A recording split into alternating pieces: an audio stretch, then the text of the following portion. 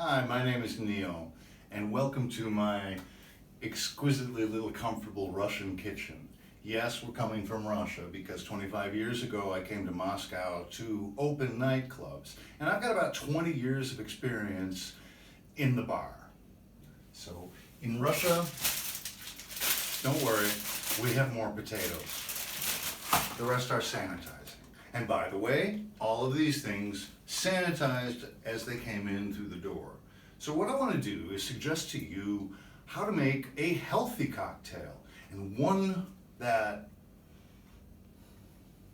won't really cure you or stop the coronavirus, but it's nice to think about it, because one of the basic ingredients here is going to be tonic.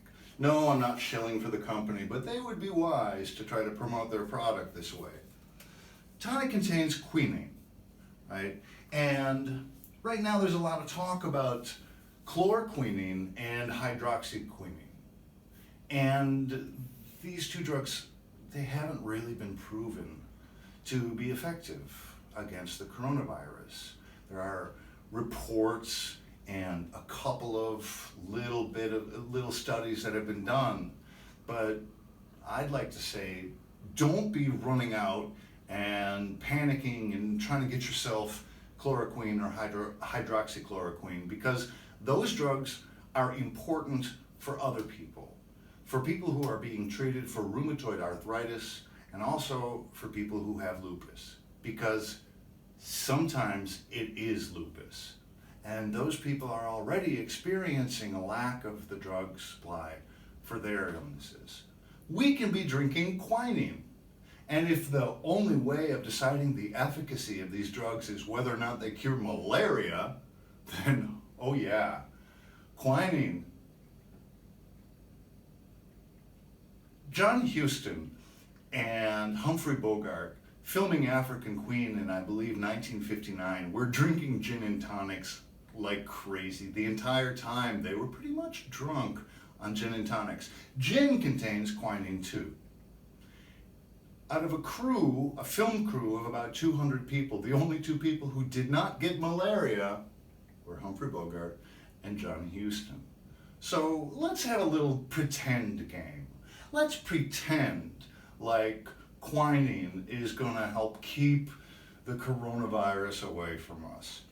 With that in mind, because a lot of us are just drinking our way through quarantine, why not drink healthy?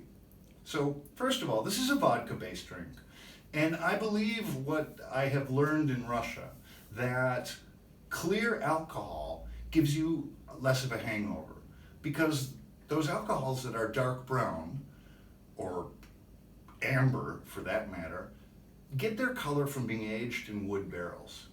And humans aren't adapted to eat wood. So I think that those things contribute worse to your hangover. I'm going to use good old vodka.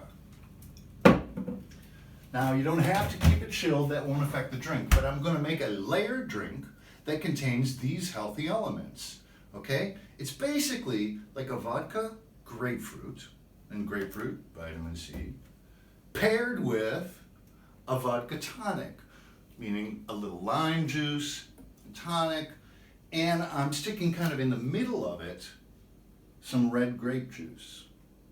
Okay, there you go in Russian. Krasny vinograd. All right, so this drink, essentially, it's not as strong as a martini, and it's actually a lot weaker than a cosmopolitan. All the same, it is a strong drink, and that's why I'm going to use a pint glass. Into my pint glass, I'm going to add a little ice, okay? But notice I'm not filling the glass up with ice, okay? I need some room to displace all the vodka I'm going to pour in here, which is 150 grams. 150 grams is a little less than 6 ounces. So, strong drink, you don't have to keep running back to the kitchen. Now, normally when you make a vodka tonic, you'll pour the vodka in first and then add your tonic. Not so here. All right. See? Lots of tonic for your health. Okay? Now I'm going to put the vodka on top and I'm going to layer it slowly. Like I said, 150 grams. That means 1 50-gram shot. Well, 25-gram shot. Okay? And now on top of this is the hardest part. I'm going to pour this red grape juice slowly. And if it starts rocking back and forth, no, it'll cause you trouble.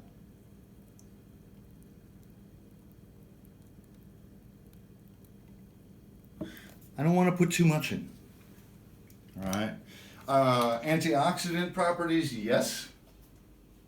And it balances the flavors of the two drinks. As I said, this is a dry drink and a strong drink.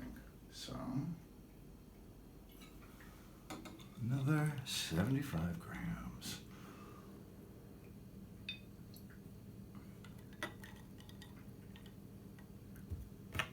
All right. Okay. Now on top of this, I'm going to shake this a little bit. I'm going to put this grapefruit juice, which I'm shaking because I want it to be aerated a little bit. And I'm adding lime because you always add lime juice to anything that it's tonic. Yes, I'm using reconstituted. Do as you wish. Here's the fun.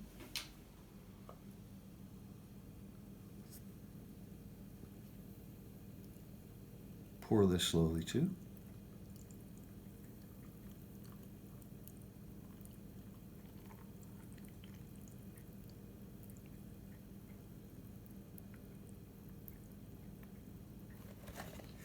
And there you have it.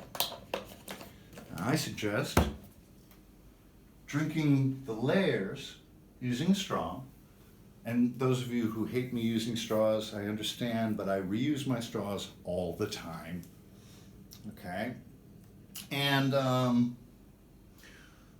basically, you got a healthy drink, layered and pretty. I would like to challenge people. Can you make that drink? I've shown you how to make that drink. Can you reproduce it at home? There are a couple of things I haven't told you, but I did them in front of you. So you should be able to reproduce this drink. Even if you can't, stir it up and drink it because it's really, really tasty. All right? So in the future, I will give you all the deets on how to make this drink, gram by gram, but I'm curious if anybody can reproduce it. All right? Also in the future, since I am an English teacher, I was thinking about doing Ask an English Teacher. So I'm inviting you also to send in your questions about the English language, and I'm going to take those and make short video clips answering your questions about the weirdness of English.